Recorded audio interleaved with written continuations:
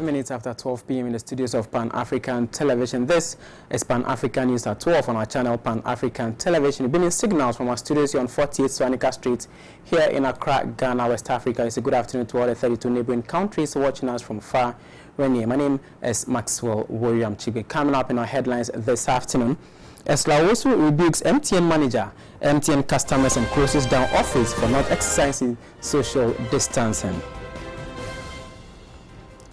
Accra flays government over slow response to COVID-19 pandemic. What is good for the goose is good for the gander, Opo Nkrumah defends Baumia. Later in business, commercial bank to raise 3 billion Ghana cedis to support hospitality industry, others, says President Akufo-Addo. We have details of all these top stories, including other stories as well, from our international partners, People's Dispatch, as well as sports and entertainment coming up shortly. Do stay with us. We return shortly with the details.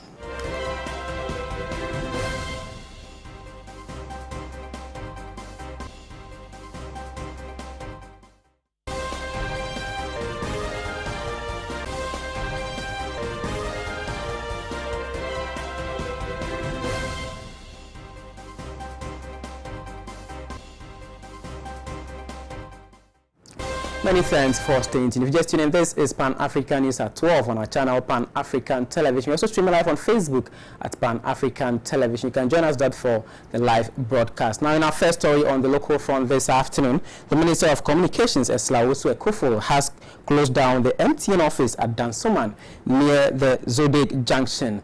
Now, the Member of Parliament for Ablekuma West had to take the decision because she realized that some of the customers of the mobile telecommunications who gathered there at the office yesterday were not exercising social distancing protocols.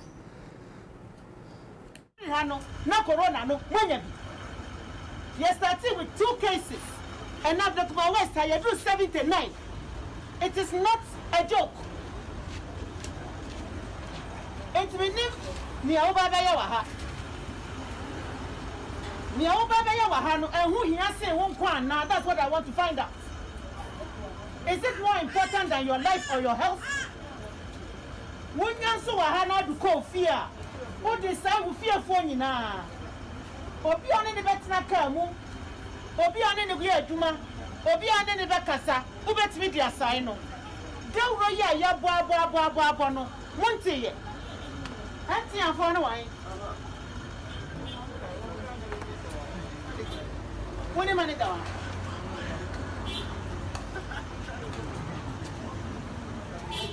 Are these people observing social distancing?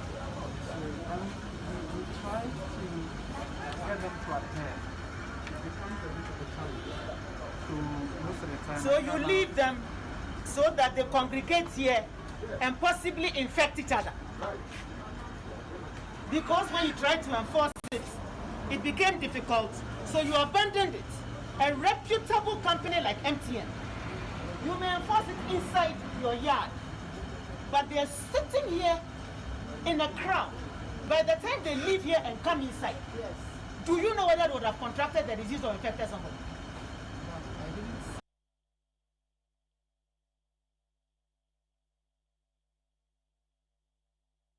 Still on the local front, policy think tank on health, Africa Center for Health Policy and Research Analysis, ACPRA, has criticized government's slow and ineffective response to curbing the spread of COVID-19. Policy research and analysis conclude that the government of Ghana's measures in the management of the pandemic has been haphazard, not properly planned and thought out, not guided by any strategy, and not based on medical science. The center notes sadly that despite medical and scientific advice for early precautions and measures to stop the importation and spread of this deadly virus, the government of Ghana and in the management of the health system failed to take the necessary precautions and hence the virus pandemic in Ghana. Further, the center states that the management of the pandemic in Ghana has been extremely partisan and lacks direction and coordination. There are very few testing centers in the country, thus only few samples are tested, which also take so long for the results to be made known. There is also a general complaint across the country of lack of preventive and protective equipment in health facilities, exposing many persons to the badly managed virus. The pandemic and the safety of the citizenry does not seem to be a priority from the way it is being handled. Lastly, the Center notes further that government handling of public education and sensitization about the preventive measures have been very poor. The messages churned out during these press meetings are rather more of a petty campaign promise than that of targeting at the pandemic. The constitutionally mandated bodies like the National Commission for Civic Education and Information Service Department, who could have done this education better and in all languages, have regrettably been sidelined. So we have these recommendations for government. The Center calls on government, the Ministry of Health, and the Ghana Health Service to, as a matter of urgency, put in place a national strategy in tackling the pandemic in Ghana. It is not late, as the pandemic keeps raging on in Ghana. The national strategy is needed urgently to help the country focus and prioritize the fight of this pandemic. The government must prioritize the fight against the pandemic by opening up many testing centers across the country. This will help in testing many persons, help reduce the time for getting the results from the current delays so that positive patients can quickly be isolated and managed for the safety of all Ghanaians. 3. Educating Ghanaians, particularly in the rural areas, must be given special attention. The National Commission for Civic Education, the Information Service Department, which is in every region, must be resourced. Away from that, the Minister for Information, Kojo Pong Kroma, has jumped to the defense of the Vice President, Dr. Mahmoud Pao, and other members of the ruling government for seeking to score political points with government's handling of the COVID-19 pandemic in the country. Reacting to what he described as calls for the de-escalation of the politicization of the pandemic, the minister said it remained important for the country to stay focused on the common enemy COVID-19 pandemic. The initial calls by government in the same direction were kicked against by the members of the opposition, while societies are looked on. I'll take it from this point. I appreciate some of the recent calls we are hearing for a de-escalation of the growing politicization of the COVID-19 pandemic and the response program Ghana is putting out. We appreciate the recent calls for a de-escalation of the growing politicization. These calls are, if you recall, with calls that we started making right here from this podium about a month ago, that it is important for the country to remain focused on the common enemy. The president has been making it in his speeches. We have to focus on the common enemy, that's COVID-19, and not on one another. Initially, when we started making these calls for an apolitical discussion of the subject, and for us to create more room for the experts to do the analysis, we were mocked. You'll recall some of the political leaders were mocking us and making all sorts of comments. At that time, some of the very respected persons who are making these calls for de-escalation of politics today, at that time they were very quiet. Because as it is, their political leaders and their candidates were championing a political agenda at the time. So they were very quiet. Now when political leaders from the government side are also now responding politically, all of a sudden they say everybody should begin to tone down on politicization. That is the truth of what has happened so far. Over a month ago, the president started saying, let us not bring politics into this, let's focus on the common enemy. At the time, some persons were championing a political agenda and they thought it was a mockery for you to even suggest it. Now, in the last about 24 hours or so, when political actors from the government side are also responding politically, now you are hearing people saying, oh, let's de-escalate the politics. The nation, in all honesty, stands a real risk of losing focus and degenerating into partisan political banter, while the real key issue of COVID-19 and managing it is relegated to the background. That's the real risk that we run, where we are going. And this risk, we started, as I mentioned, we started warning a little over a month ago. So it's important that we all not be silent when our candidate is politicizing the matter, only to speak when other people start responding politically. What is good for the goose is good for the gander. Let's be honest in this country. If we don't want politics to matter like we are preaching it, when people start politicizing it, the faith-based groups, the religious leaders, the civil society organizations, the media, call it out that this is politics, let's put it aside and focus on the enemy. If you don't, the other side also has politicians. They will start politicizing it, and we will be the collective losers. And so we'll go back to it.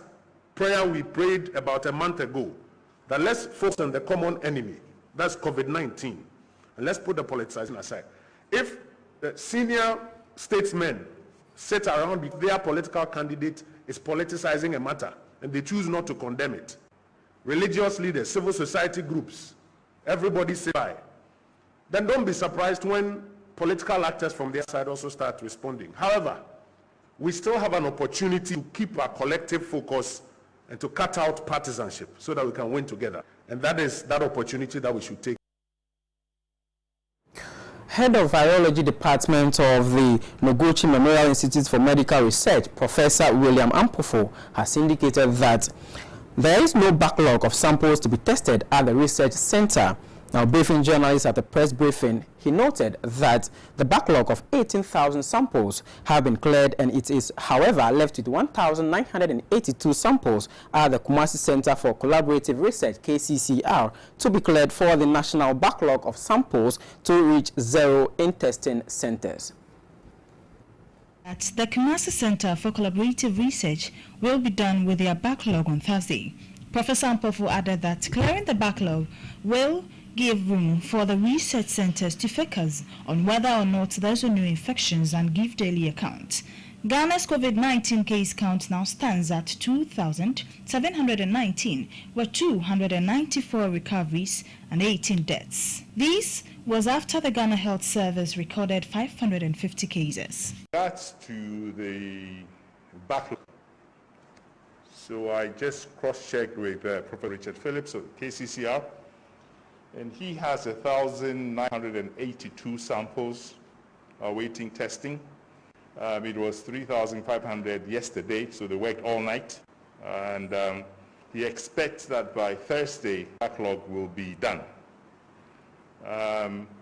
Noguchi, we have no backlog. We have 0 samples awaiting testing.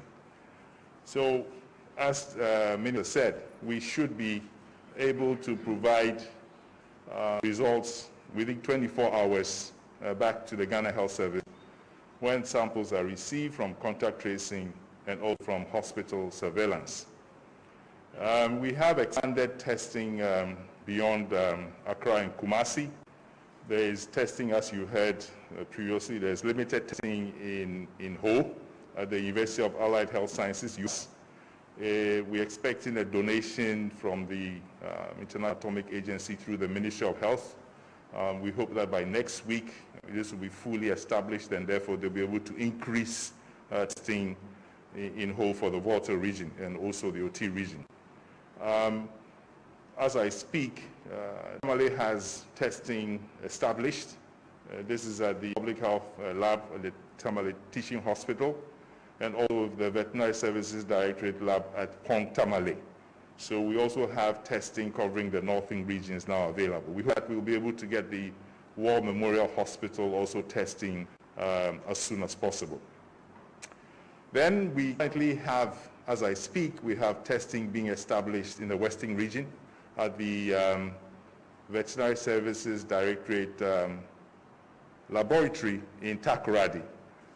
This is being done in conjunction with the Public Health Lab at the Efia Quantal Hospital. So it's a joint effort, one health approach being practiced directly between the Ghana Health Service and the Veterinary Service Directorate. So that is being established, right now, and we think that by tomorrow they will also start testing in Takoradi, and that will cover the western region. We're also going to utilize the Gene Expert system, which is prevalent in almost all the health, every region of Ghana. There are specific centers that have Gene Expert machine for TB, and there's a test that has been developed for COVID-19. We're hoping that by the end of next week, there will be these cassettes and also tests for COVID-19, and we hope to roll out testing in these facilities to complement the PCR stations that have been established. So by the end of May, we will have virtually every region. If you just tune in, this is Pan-African News at 12 on Pan-African Television, reaching live from our studios here in Accra. We're going for a short breather. We return with the rest of our stories. Do stay with us.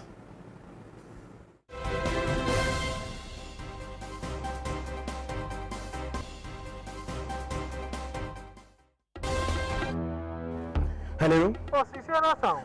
Okay, wait a minute. Why? My wife comes and send a message. What's hello? I didn't know.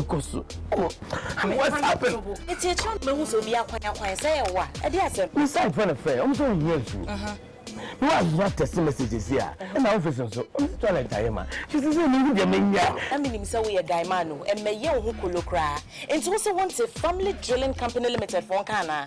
What's the name? Family Drilling Company Limited. Ye two borehole, biofuel, biogas, swimming pool, plumbing works in Naso, ye be, Frey 0240 333 111 and NASA 0244 144 822. Nyampa and you want to be on me see.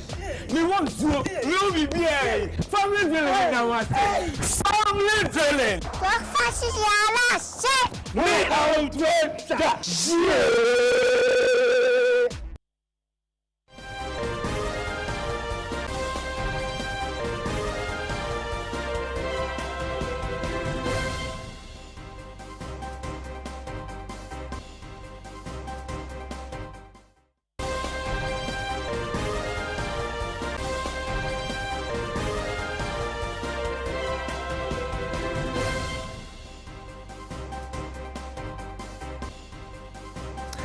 Thank you for staying tuned. If you just join us, this is the news on Pan-African Television at 12. Also streaming live on Facebook at Pan-African Television. Now to the rest of our local stories. Now the National Democratic Congress NDC parliamentary aspirant for Ewutu Senior East constituency, Felix Koyo Okuno, has revealed her reasons for delving into politics.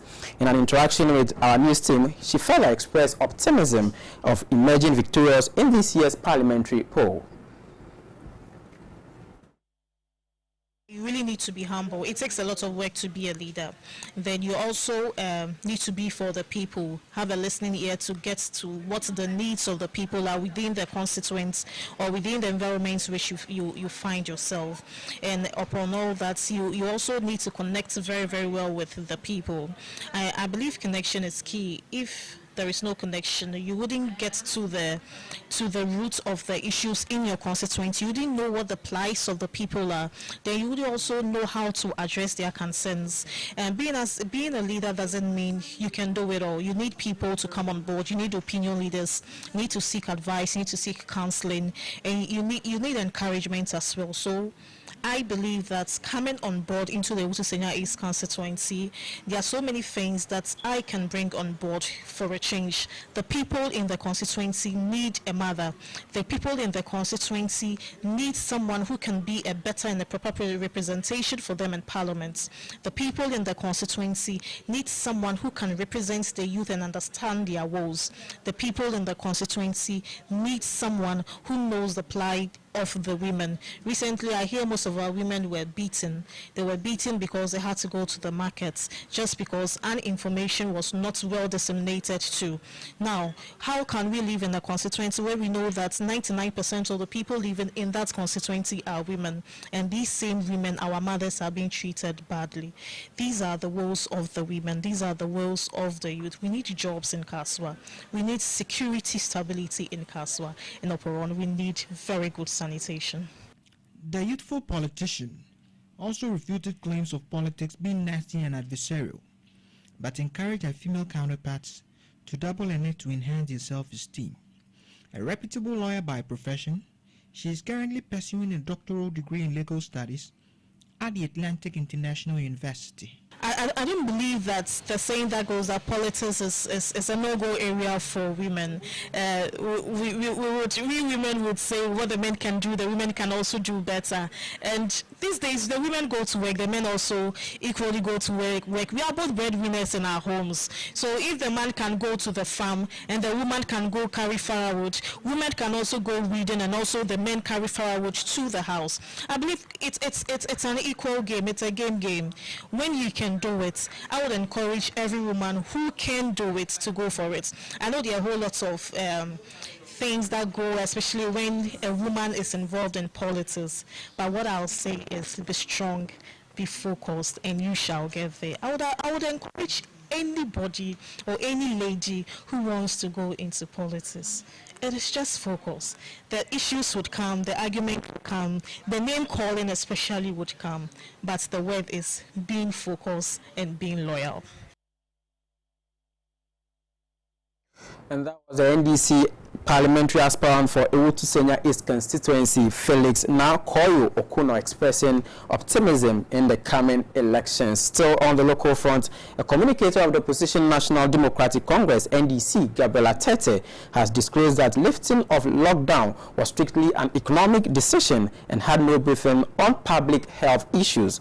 Now, speaking on Pan-African Television's Good Morning Africa show, she further expressed on the dangers and rapid rise in the number of COVID-19 cases being recorded so far. Hand washing, the use of sanitizer, social distancing, and if anybody feels unwell, you report to the facility who they have the protocol to follow, and we do the appropriate testing and isolation and testing and then we treat. So far we're not doing badly at all. The health staff.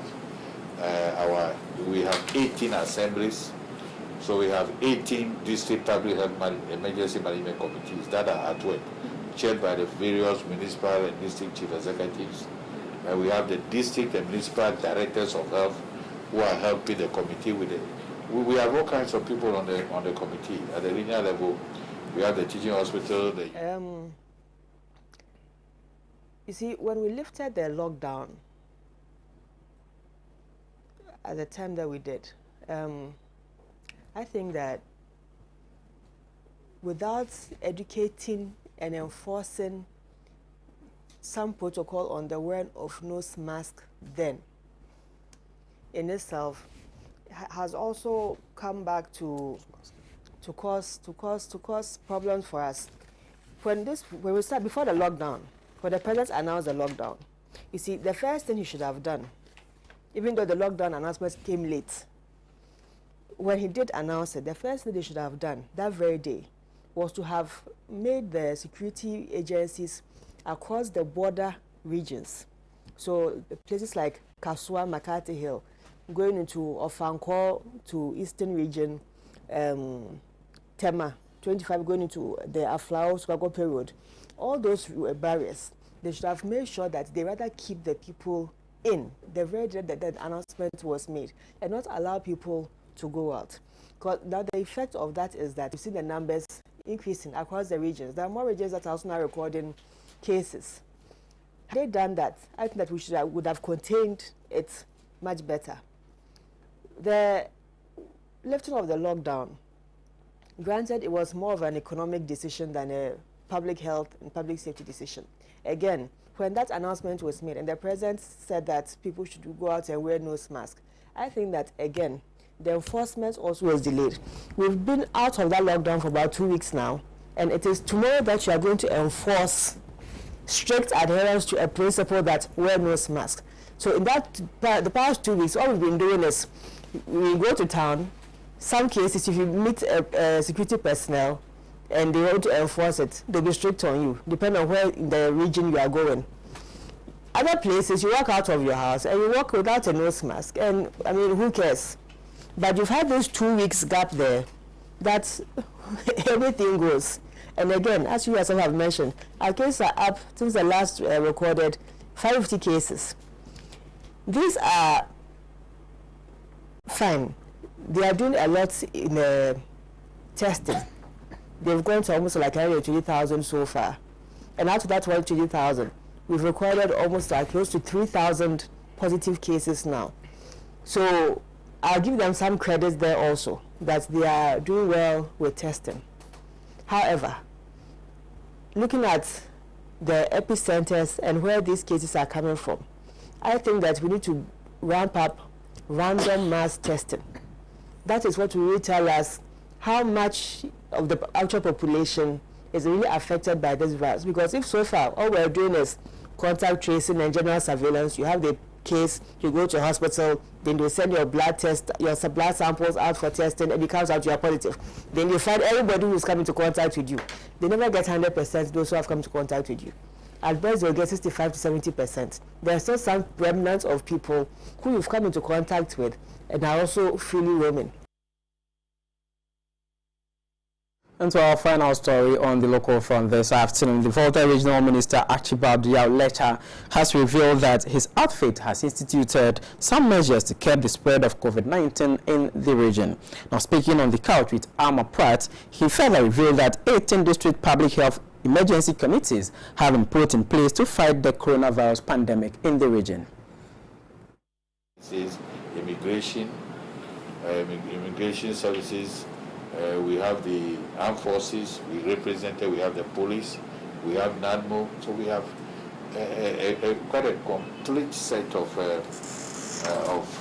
technical people who are on the committee. So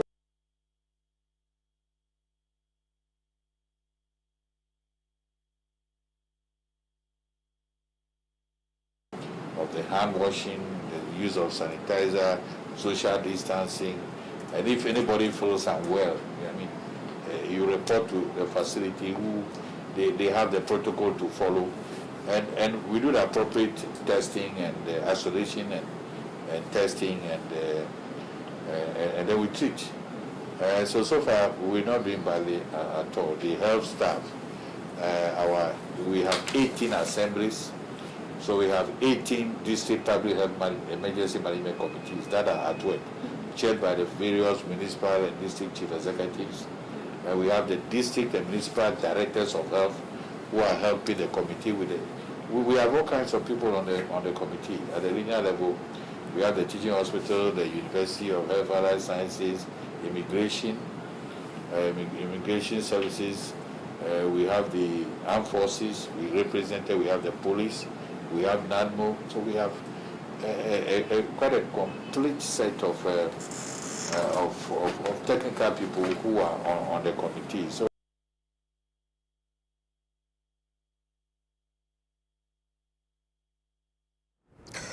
still to come in business, commercial banks to raise 3 billion Ghana cedis to support hospitality industry and others, says the President of the Republic. Stay with us, we return shortly with the details after this breather.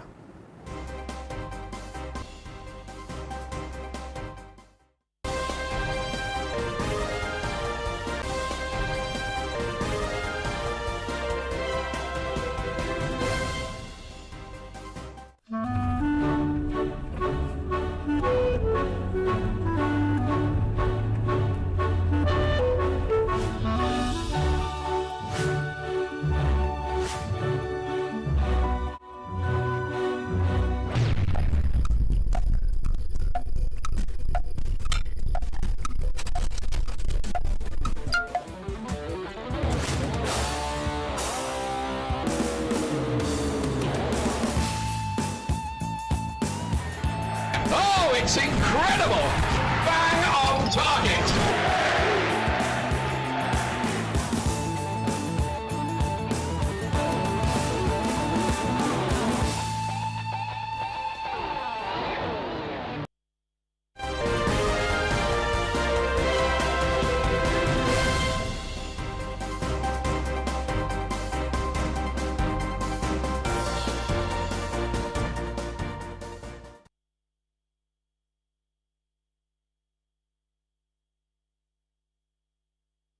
Many thanks for staying tuned. This is Pan-African News at 12 on our channel Pan-African Television. We headed straight into the world of business, where President Nana Addo Dankwa Akufo-Addo has announced that commercial banks in Ghana have agreed with the finance minister by an extension of government to raise 3 billion Ghana cedis to support the hospitality industry and other specific industry as part of strategic effort to put the country on the path of recovery from the effects of coronavirus pandemic.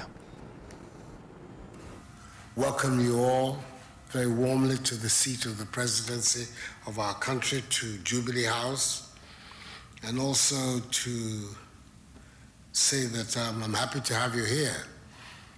The minister asked for this meeting, and I wanted to respond to it as quickly as I could, and that's today. There are two reasons. One is to examine and look at the impact that this pandemic and the crisis we are has had on the hospitality sector. I think it's well understood across the globe that the hospitality sector has been one of the hardest hits of the various economic activities that are going across the world. Everybody has been very badly hit by this pandemic. Economies are unraveling before our eyes. We, as government, have to have a clear understanding of where we are. And then, of course, to see to what extent our intervention can help. The commercial banks have agreed with the Minister of Finance and the Bank of Ghana to raise some 3 billion cedis by way of loans that they're going to give specific industries. The hospitality sector is one of them. And the Bank of Ghana, again with the support of the Minister of Finance, has worked towards reducing interest rates and even putting in place a moratorium on the payment of principal and I believe of interest on monies. So there's a package there also that is available and accessible to you. There's a subsequent package that is also being currently negotiated between the ministry and the Bank of Ghana for a much larger sum of money to be pumped into the economy to support and empower the more productive sectors of the economy. And once again, the hospitality sector is one of it. So this, I don't think you should make too much of a fetish of this 600 million cedis. It's not the only sum of money that is going to be available to you for the recovery. There are other sums, even more substantial sums than that, which are going to be, which you're going to be able to have access to. Still in business, the Ghana National Toilets and Dressmakers Association, GNTDA, have expressed worry over certification fee levy on homemade face masks by the Food and Drugs Authority. Now, according to the association, even though the amount might seem little, it is a huge challenge for many of the members of the association who survive on the meager profit they make every day on their operations and would want the government to help in reducing the cost. At the meeting, Madam Patience Seshen asked the Food and Drugs Authority if the association can register on a regional or national basis. She also noted that members are being advised to form relationships and pay for the certification. But the Food and Drugs Authority says the amount is statutory and therefore little can be done to bring it down. In an interview, they stated that the annual registration fee of 250 Ghana cedis amounted to about 70 pesos a day. Therefore, it's a bit curious that such an amount is deemed expensive. The body further advised Ghanaians to do well and buy certified masks so as to really protect themselves from the virus.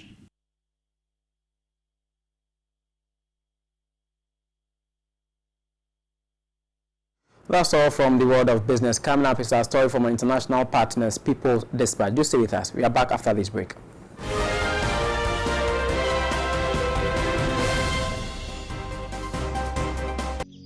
Today, we can't trust sources of water anymore. Confidence is gone due to human activities. Same human activities introduces well-mechanized machines which purifies water. I bring to you ultimate natural mineral water. Deep from underground, tasty, well purified and corporately packaged.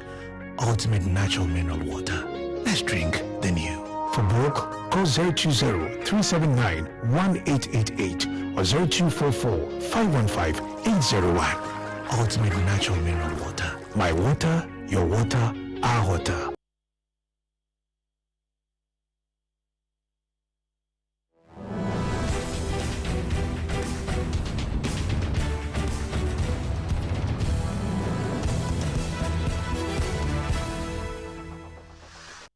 Welcome back. Now, French trade unions, including the General Confederation of Labour, CGT, have protested the lack of basic provisions in the French medico-social establishments. Now, as of May 5, 169,462 people have contracted COVID-19 and 25,201 people have died in France. In the midst of this, lack of basic provisions and supplies have been reported from several medical establishments, which is in the front line of the fight against COVID-19. The mobilization started in April last week by the staff of the Vinatia Psychiatric Hospital against the closure of Best is gaining momentum and has been continuing. The CGT, Workers' Force and CFTC unions denounced the behavior of the management of the Vinatia Psychiatric Hospital, which since the beginning of the confinement has been closing beds, and the unions have organized protests on April 28, April 30 and May 1. Meanwhile, in the press release, the CGT of El Agel Hospital denounced a shortage of lining and cloths, which has repercussions on the staff as well as on the patients of the establishment. The CGT calculated that the need is 650 sheets to order urgently for an amount of about €3,000. Earlier, a survey conducted by the Federation of Health and Social Action (CGT) from March 30 to April 6 had revealed that the staff of private and public health, social and medical social establishments in France are facing an acute shortage of masks amidst the COVID-19 pandemic. 83.19% of employees questioned during the survey declared that they lacked personal protective equipment, PPEs.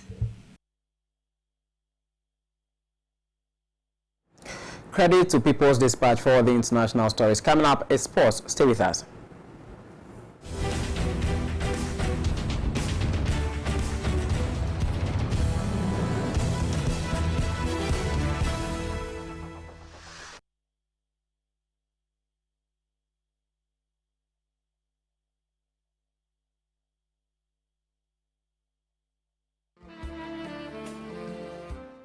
Honey, I'm home. I have a surprise. You know what? Yeah, check that. I'm so feeling so low. Hey, I'm so good. Maybe I'll tell you. Minipia, obey my way in to a trap. When I'm a bit of my wedding mistake.